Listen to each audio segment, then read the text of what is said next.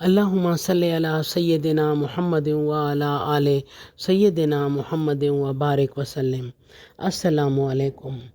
آج میں آپ کو فضائل سورہ کافرون کے بارے میں بتاؤں گی۔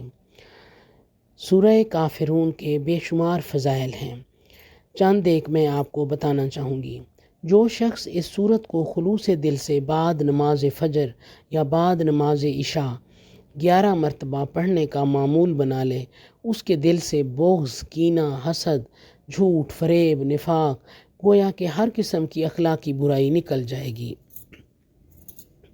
اور شیطانی وسوسوں سے محفوظ رہے گا، اور اس کا خاتمہ بالایمان ہوگا اور دل عبادت کی طرف بے حد مائل ہوگا۔ اگر کوئی بچہ نماز پڑھنے میں کوتاہی کرتا ہو تو گھر کا کوئی فرد 21 روز تک اس سورت کو پانی پر دم کر کے پلائے، انشاءاللہ نماز پڑھنے میں استقامت پیدا ہو جائے گی۔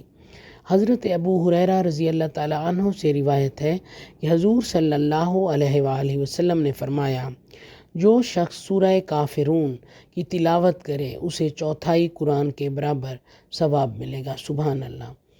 سورہ کافرون یہ ہے۔ بسم اللہ الرحمن الرحیم۔ قل یا ایھا الکافرون لا اعبد ما تعبدون ولا انتم عابدون ما اعبد ولا انا عابد ما عبدتم ولا انتم عابدون ما اعبد لکم دینکم ولی دین۔ جزاک اللہ۔